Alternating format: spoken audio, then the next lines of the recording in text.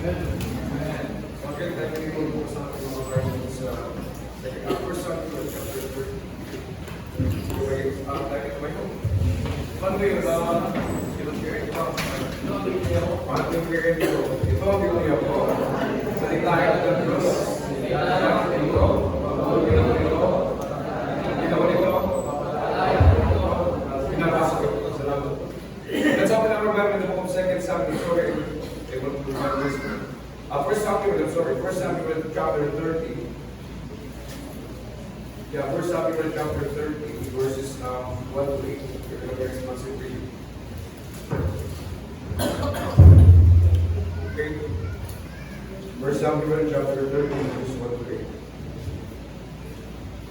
Are you there? Amen. Great.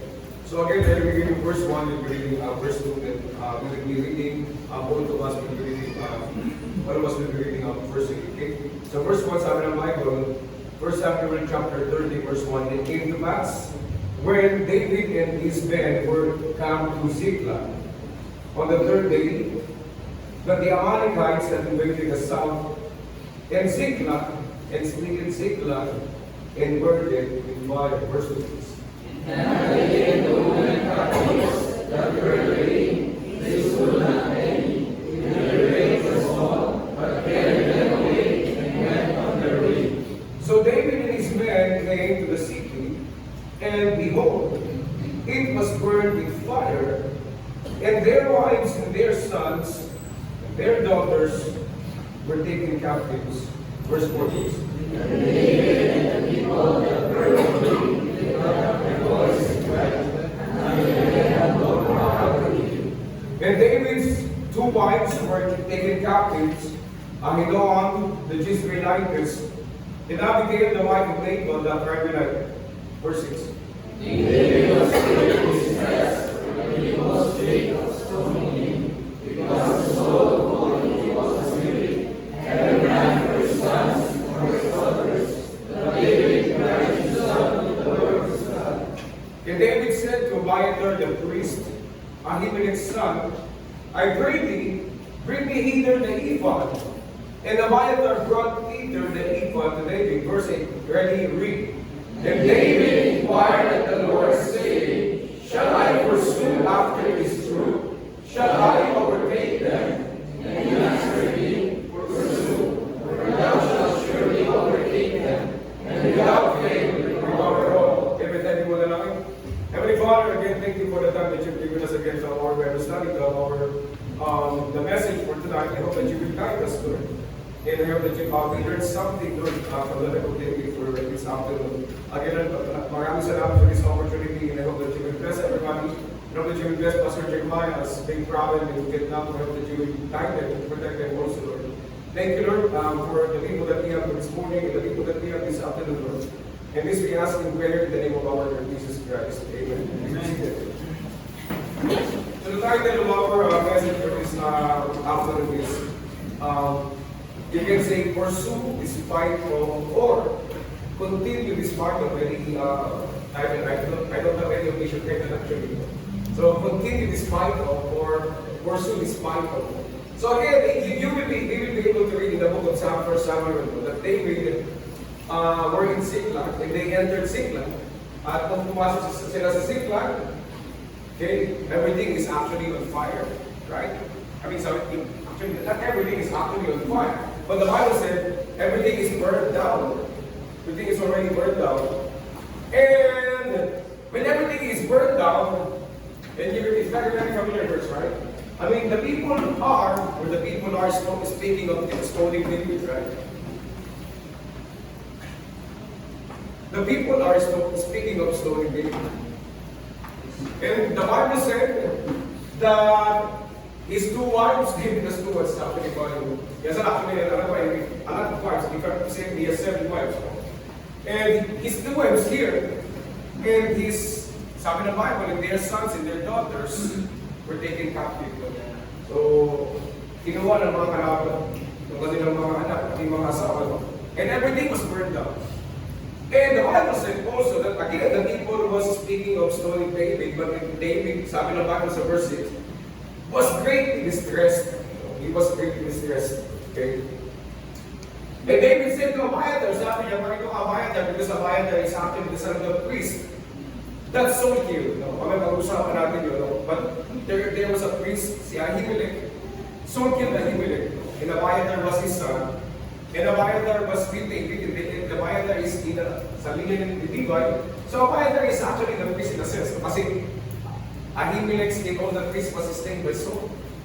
So Abiathar here, tinawag ni David, sabi ni David, bring me here the ephod, no? Ang tinanong niya ang Panginoon, shall I pursue? Shall I pursue? That's a very important question in our lives, no? I don't know what the Lord wants you to pursue in your life. I don't know what are your dreams there. I remember I was reading in this morning, I'm just reading the life of Joseph. I remember Joseph, you know? Joseph shared this dream to his family, right? And his family is very angry. I mean, there is this history, right? I mean, Joseph was sold to the Ishmaelites, and the Ishmaelites sold Joseph to the Egyptians, no? Because he just shared this dream. Ang bakit nga naman kasi nung panaginip ni Joseph, no? Ang panaginip niya ay yung mga sheep na ng mga kapatid niya, make obeisance to his sheep.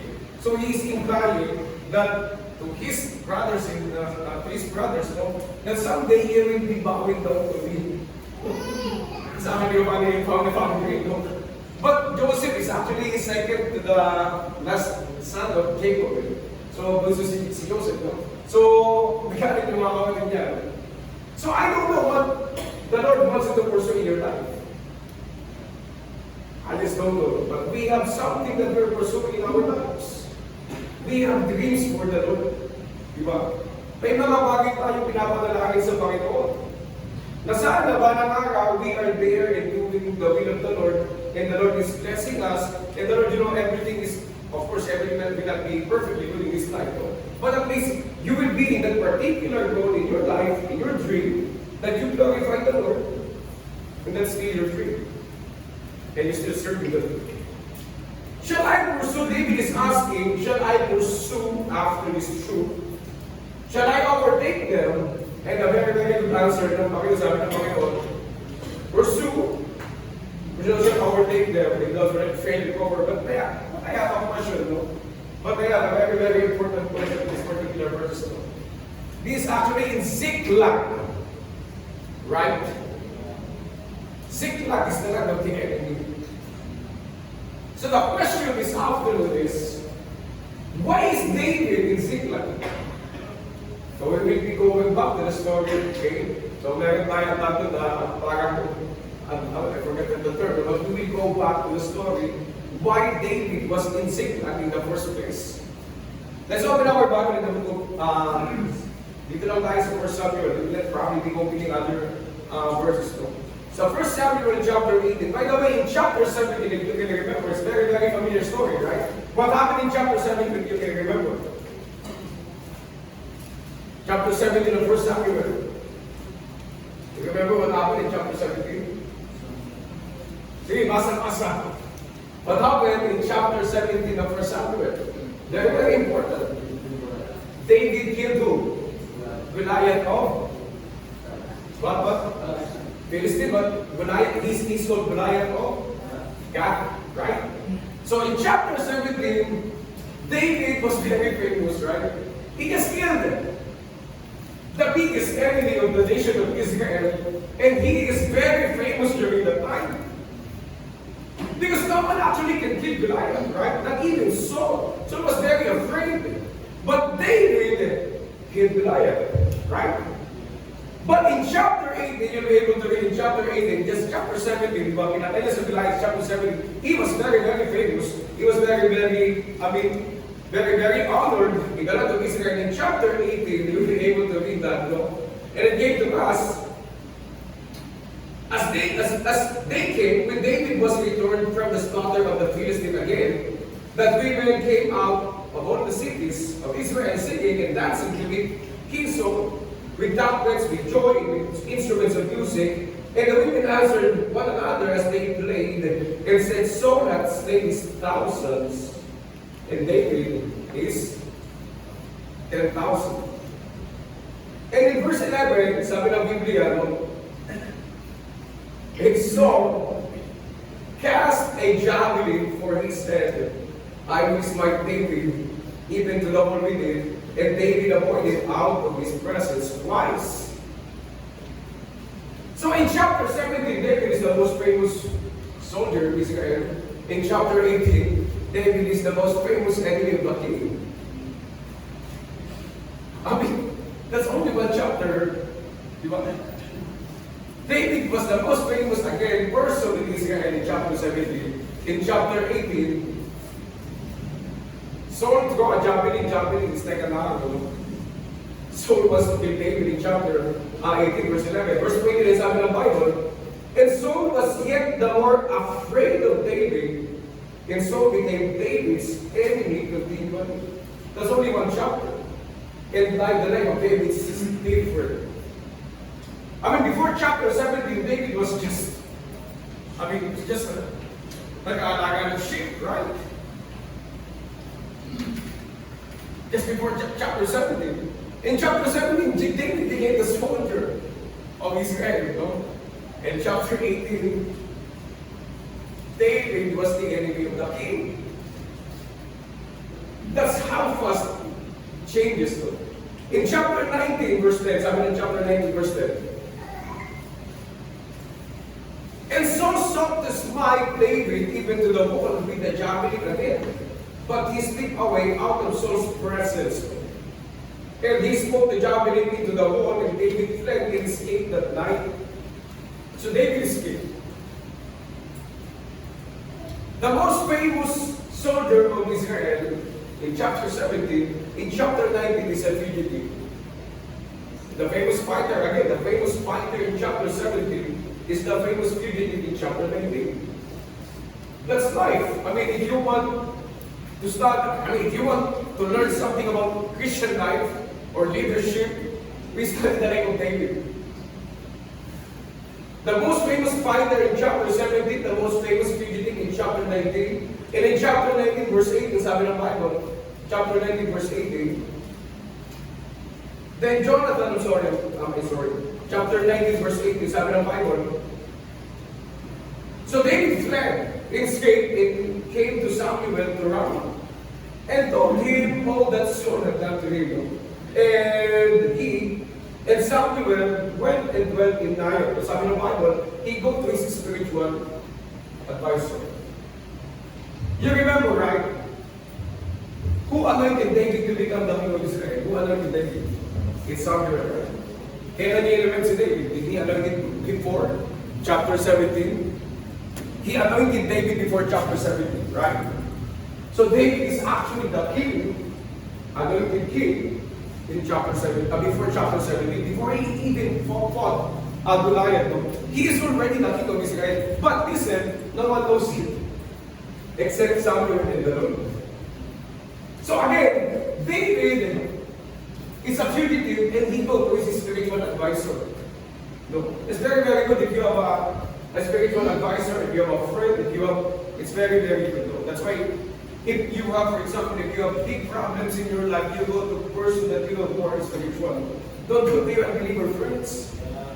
And that's what David did. David did here. No? He go to his spiritual advisor. Somebody who believed in him. Right? And that's what David did. So David went to Samuel. No? And in chapter 22, natanong tayo para mag-is, no? Chapter 22, verse 2, sabi ng Bible, and everyone that was, dito nagtakas, ang daming nangyari dito, actually, palagi nag-reflect si David. He always flee, sa presence ni Saul, because Saul really wanted to kill him. So he just flee and flee and flee and flee and flee and flee. And in chapter 22, verse 2, sabi ng Bible, and everyone that was in distress, it's actually funny, and everyone that was in distress, and everyone that was in debt, may mga utang, and everyone that was discontented, gathered themselves unto him, and he became a captain over them. And there were with him about 400 men. Later, if you read in chapter 30, we already read that it's 600 men already, right? But it's 600 men. But listen, this courage in David, right? He is actually pursued by Saul. But kahit gano'n, yung mga tao pa din at least naniwala sa kanya, di ba? These 400 men, yung mga utang, mga discontented, persecuted, they believe in David. And David accepted them. And that's why I like David. No? And sabi ng Bible, it's very, very important, sabi ng Bible, and he became captain over them. He became a leader over them. That's very, very good. No? In spite of the challenges, still David sees an opportunity to lead people who are discontented. So in chapter 23, verse 6, sabi ng Bible, chapter 23, verse 6, and it came to pass, chapter 23, verse 24, sabi ng Bible, therefore David inquires, and then they told David, saying, verse 1, behold, the Philistines fight against Keilah, and they rob the threshing floors. Chapter 23, sabi ni David, chapter 2, sa verse 2, therefore David inquired of the Lord, saying, shall I go and smite these Philistines? No. And the Lord said unto David, go and smite the Philistines and save Keilah. And David's men said unto him, behold, we be afraid here in Judah, how much more then if we come to Keilah against the armies of the Philistines? Then David inquired of the Lord again. So in chapter 23, nagtatanong si David kung anong gagawin niya sa Panginoon. Noong una, pumunta siya kay Samuel, right? Tapos ngayon, nagtatanong si David, ano ba dapat niyang gawin? Ano dapat niyang gawin sa sitwasyon na to? And the Lord is answering David. No? And in chapter 23, verse 12. verse 12, sabi ng Bible, then said David, will the men of Keilah deliver me and my men into the hand of Saul? And the Lord said, they will deliver me up. No? So again, David is asking all this question, this series of questions to the Lord in chapter 23. Nagtatanong si David sa Panginoon. It is a very good attitude, right? So when you have problems, you go to spiritual people. No? When you have problems, you go to the Lord. Okay? And we have challenges every day, right? Big, small challenges, malaki problema, maliit na problema, you go to spiritual people. Malaki, maliit na problema, you go to the Lord. And that's what David did here. But, listen, there was a very important thing that happened in chapter 25. Sabi in chapter 25, and Samuel died. And all the Israelites were gathered together and lamented him and buried him in the house at Ramah. And David arose and went down to the wilderness of Paran. No? Spiritual advisor died. No? I will be reading here, but again, before that actually, he went to the priest. No? He went to the priest in Ahimelech, and he actually get the sword of Goliath. No? And Saul go there also, at tinanong niya yung mga priest. No? And Saul also killed the priest. So David, spiritual friends, they were killed. And now Saul, in chapter 25, died. It's very, very tough for David, right? In chapter 17, you're the hero of the nation of Israel. And in chapter 25, you don't know where you go. That's very hard. So in chapter 25, Samuel died. In chapter 27, Samuel died. Sabi in chapter 27, so again, he was still persecuted. And even if he was persecuted, sabi in 1 Samuel chapter 26, verse 9, and David said to Abishai, destroy him not, for whom he stretched forth his hand against the Lord's anointed, and be guiltless. No? So how many times? 2 times that David has a chance of killing Saul. 2 times. But he said, I will not touch the Saul because he's the Lord's anointed. What a character. Saul wants to kill him, but he will not touch the Lord's anointed. Right? So again, in 26 verse 9, Ang dami nangyari. No? 24 is the same thing. He still flee and flee and hide in the presence of Saul. Kaya patayin si Saul. Okay? But in chapter 27, very important, sabi in chapter 27, verses 1 and 2, sabi ng Bible, and David said in his heart, I shall now perish one day by the hand of Saul. Sabi niya, mapapahamak ako dito. Sabi ni David, there is nothing better for me than I should speedily escape into the land of the Philistines. So sabi niya, I'll go to the land of the Philistines. Now, you see here, right? When he is in Ziklag. Maybe he's still at least going there later on. But he said, mapapahamak ako dito. I'll go to the land of the Philistines. At least in a sense, humanly speaking, alam kasi David, that Saul was afraid with the Philistines, right? He cannot fight. Saul is actually, magaling lang si Saul sa kampi niya, but he cannot actually fight. He cannot fight the Philistines. He cannot fight the real enemies, right? So, sabi ni David dito, that I shall speedily escape in the land of the Philistines, and Saul shall despair of me to seek me any more in any coast of Israel. So shall I escape out of his hand.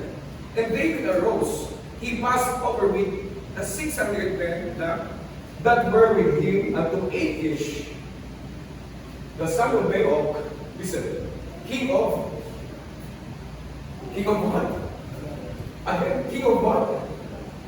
Gath. Do you remember that place? Do you remember the place? What is that place? What? There's a land of the Philistines, right? Baok, the son of Baok, Achish, the son of Baok, king of Gath. You remember who David killed? Goliath or what? It's an iron, right? David who killed Goliath of God is now in the land of God. It's an iron. The most famous soldier of Israel is now in the land of the enemy. Verse 6, chapter 27, verse 6. Then Achish gave him Ziklag. That's why Achish gave him Ziklag. Still the land of the enemy. No? Binigay ni Achish ang Ziklag that they were for Ziklag pertaining unto the kings of Judah unto this day. So, again, still, during that time, still land of the enemy. So, sabi ni Achish, magkakaroon ng Ziklag, you encamp in Ziklag. Okay? Encamp there, it will be your place. But still the land of the enemy. So chapter 28, verse 1 and 2, sabi ng Bible, it came to pass in those days that the Philistines gathered their armies together for warfare. So the Philistines gathering again for a battle. Again, lalaban nila yung mga Philistines dito. Okay? So they are gathering again the armies together for warfare to fight against Israel.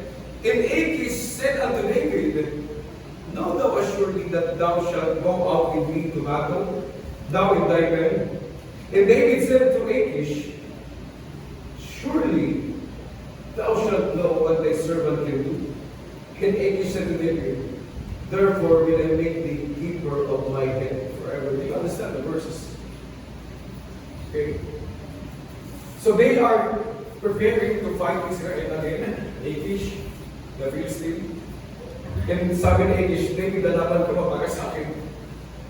David said, you know what your servant can do?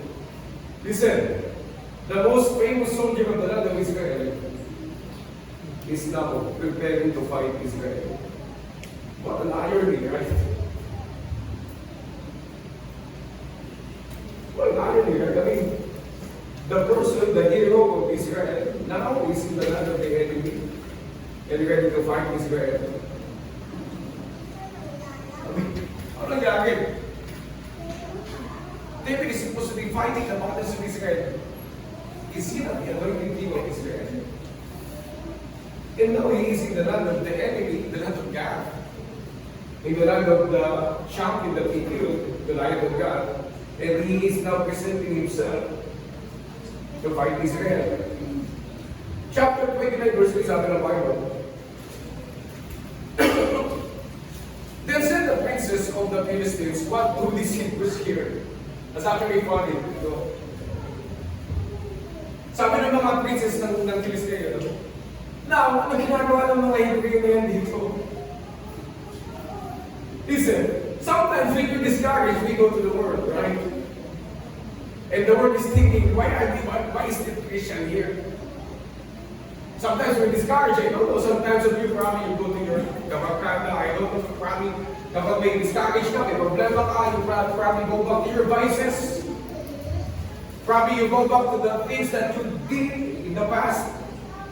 And the Word is asking, anong ginagawa ng Kristyano dito? And sometimes it's our life, right? We go back to the Word. We go back to the land of the enemy, But the enemy is actually asking, the Hebrews, the Philistines, actually, the princes of the Philistines, what do these Hebrews here? And the English said unto the prince of the Philistines, is not this David, the servant of Saul, the king of Israel, which have been with me these days or these years, and I have found no fault in him, since he fell unto me unto this day. That's actually valuable. So he is in the land of the enemy, is ready to fight the battle against Israel. In verse 7 is in the Bible, wherefore, now return and go in peace, that thou displease not the lords of the Philistines. Again, they go to God, they are from God, they go to Ziklag, yung 600 men, they encamp, right? They go back to God again, they want to battle to fight the Israelites. Pero sabi ng mga Philistines, hindi kayo kailangan, bumalik kayo sa Ziklag. We don't need you. It's actually fun, Hindi kayo, sabi ng mundo, hindi namin kayo kailangan. You go back. Ziklag, still not to the enemy, That's why in chapter 30, you'll be able to see David. Here. Still in the land of the enemy in Ziklag. Pinabalik kasi sila Hindi pala sila, reject sila. Kahit sa kalaban, reject si David. So you'll be able to read it in chapter 30. It came to pass when David and his men were come to Ziklag on the third day, that the Amalekites had invaded the south. Nung sila ay panalo, di ba nagtalo? Nag-encamp sila, bumalik sila sa Gath, so they can prepare for battle against Israel. Nung wala sila doon, inatake ng Amalekites yung Ziklag. So nung pagbalik nila, binalikan nila, sabi ng Bible, it was Ziklag, smitten Ziklag, it burned Ziklag with fire. So I only have 3 points that very fast this afternoon. Pursue despite of the situation, pursue despite of the opposition, and pursue despite of your realizations. So that's why David is asking yourself, shall I pursue? So what is the situation of David here? David was the champion of Israel, and now the enemy of his own people, right? And listen, they entered Ziklag. They entered Ziklag. At pagbalik nila sa Ziklag, it was burned with fire. The situation of David, you know what the situation is? Nawala na nga lahat sa kanya, di ba? You remember, he was supposed to be the king, right? He was supposed to be the best soldier of Israel. Saul is supposed to be training David. Because Saul is not considered at that time. And Saul is supposed to be training the next king of Israel. And Saul knows that it should be David. But he didn't do that. Because Saul was what? Was very jealous, right? But listen, in chapter 30, they entered the land of Ziklag. And it was burned with fire. It was the situation of David, right? He was supposed to be the king of Israel. He was supposed to be the champion of Israel. But listen, now, this is the situation. He is standing in the ashes of the things that remain. Supposedly, tinanang yung meron siya.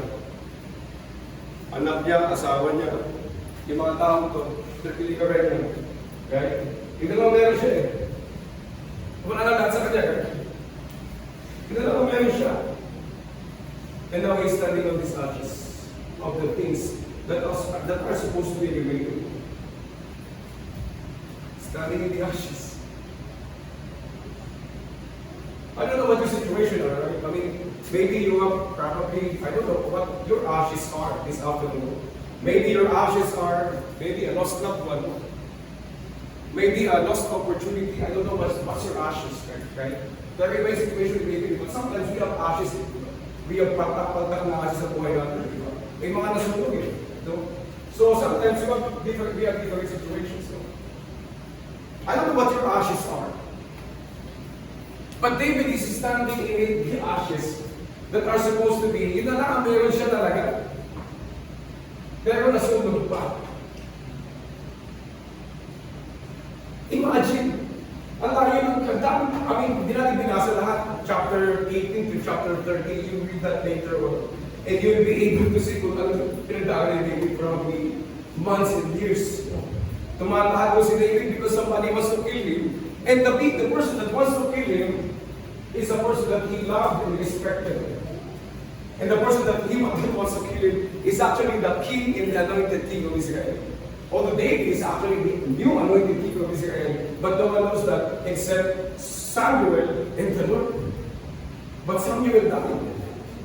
So parang di ba kay David? I don't know what is your situation tonight, no? This afternoon. Maybe you have ashes in your life.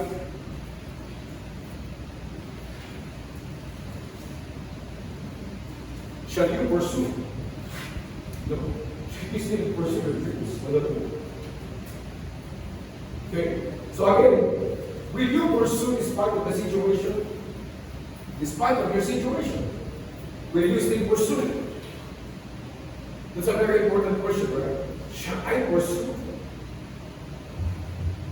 For all the things that David went through sa kanyang buhay, it's your climax.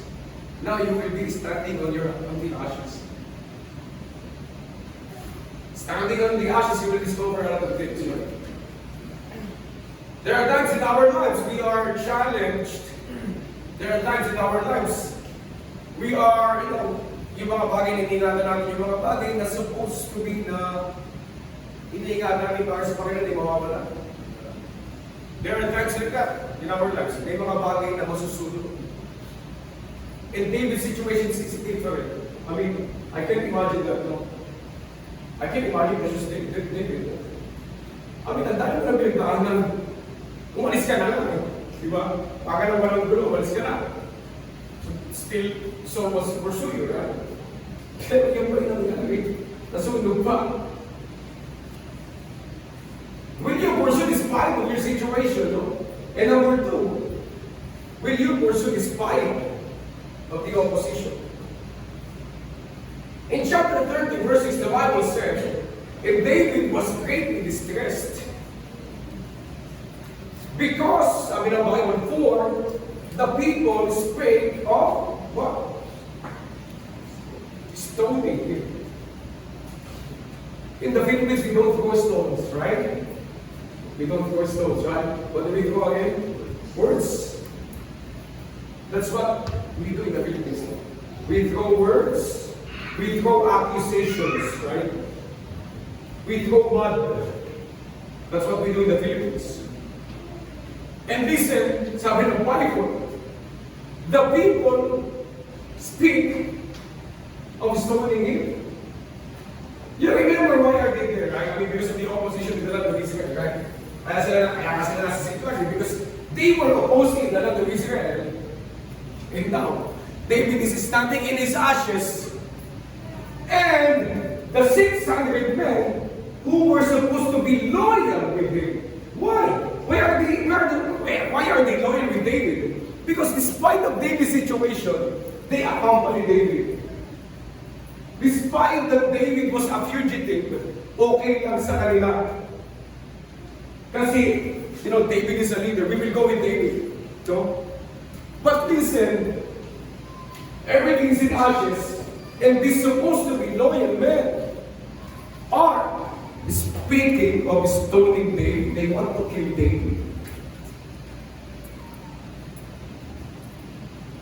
I don't know what your oppositions are. I don't know what are your situations, right? And I don't know what are your oppositions. Maybe it's you have unbeliever opposition. Maybe it's your family.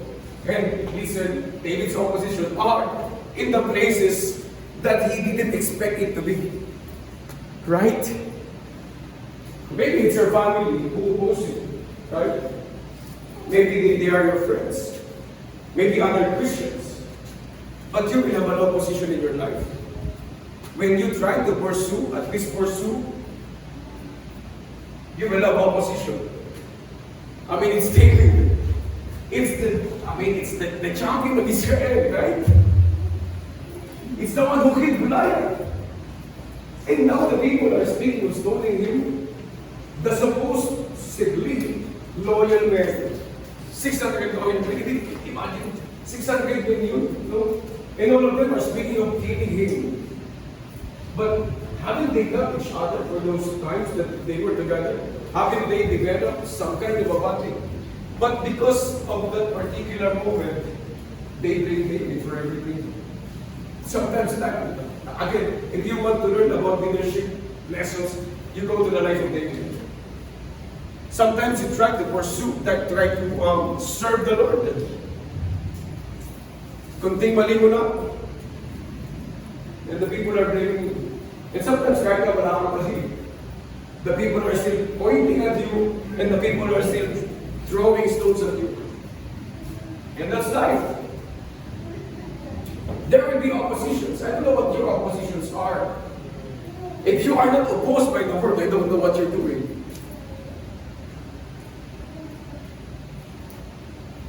But David is a very great man. But everybody wants to kill him. No one wants to trust him. And that's the situation of David. The question is, will you continue if you have oppositions? Will you continue if you have a very, very bad situation in your life? I don't know if I can continue in that particular situation. I don't know if I can continue in that particular situation. So again, pursue despite of the situation, pursue despite of the opposition, and pursue despite of your realizations. He is standing in the ashes. You remember, it's the champion of Israel, right? The champion of Israel is standing on the ashes. Maybe you are standing in the ashes of everything in your life. I don't know what you are standing right now. I don't know what your situations are. But will you continue despite of your situation? Will you continue despite of the opposition? And will you continue despite of your realization? Listen, why is David in the land of Ziklag? Why? Why is David in the land of Ziklag? But yeah, escaping, I know that he escaped, right? David is in the land of Ziklag, land of the end because he was escaped, right? But let's open the Bible in the book of 1 Samuel chapter 27, verse 1 and 2. Let's go back there. Ano sabi yun? 1 Samuel chapter, verses 1 and 2. Yes. 1 Samuel chapter 27, verses 1. And David said to his heart, I shall now perish one day by the hand of Saul. There is nothing better for me than that I should speed escape into the land of the Philistines. And so shall despair of me to seek me anymore. If any host of Israel, so shall I escape out of his hand. And David arose, and he passed over with the 600 men that were with him unto Achish, the son of Maol, king of Dan. You realize what the Bible said there, right? In David, listen, in David said in his, what? In his heart.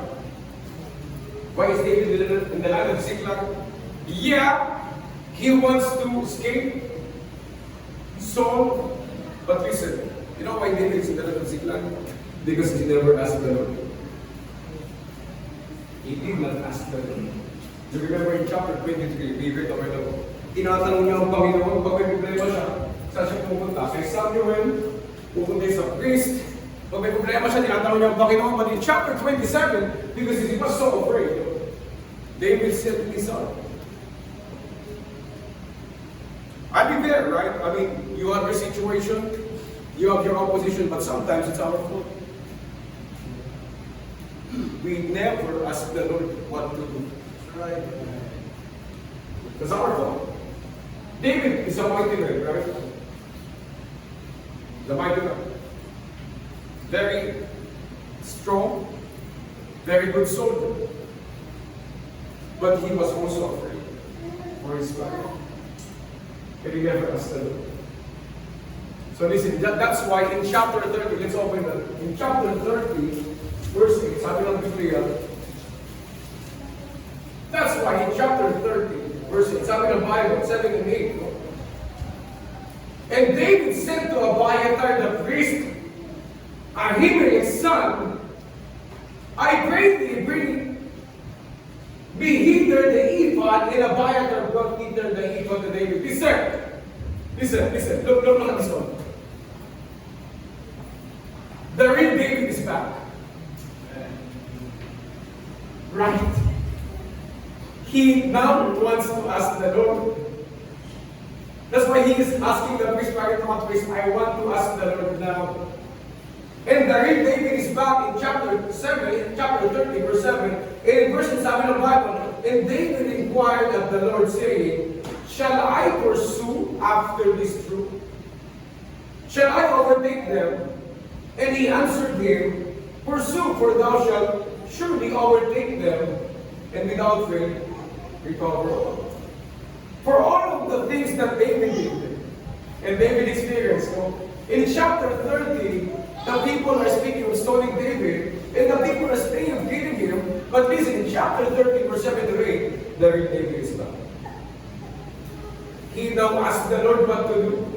And the Lord answered him, and the Lord said, pursue. Continue. That's what the Bible said.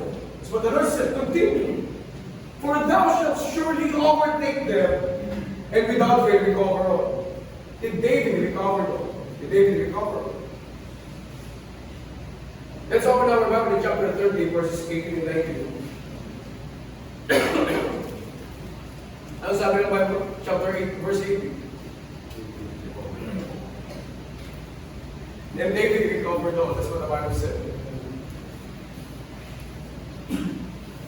That the Amalekites had carried away, and David rescued his 2 wives, and there was nothing lacking to them, neither small nor great, neither sons nor daughters, neither spoil, nor anything that they had taken to them. David recovered all. So that's the question is out there. Shall you pursue despite of your situation? Shall you pursue despite of your opposition? And shall you pursue despite of the realizations in your life? Because you will have oppositions, right? You will have bad situations. But you will also realize that you did something wrong, right? And you have to change something in your life. But will you pursue? It's a very, very important question. Did David pursue? Did David pursue? He pursued. But before he pursued, he asked the Lord. And in chapter 31, basahin the Bible, chapter 31, verse 6. Chapter 31, verse 6, no? Sabi ng Bible, chapter 31, verse 6. So Saul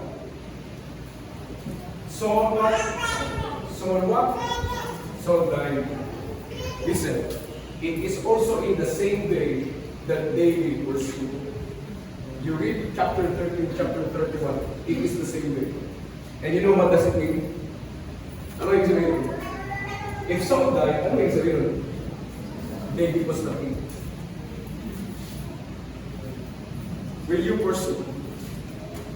David is not king now. Despite of all the challenges that he did, I mean, I don't know what your dreams are for the Lord. I don't know what your goals are for the Lord.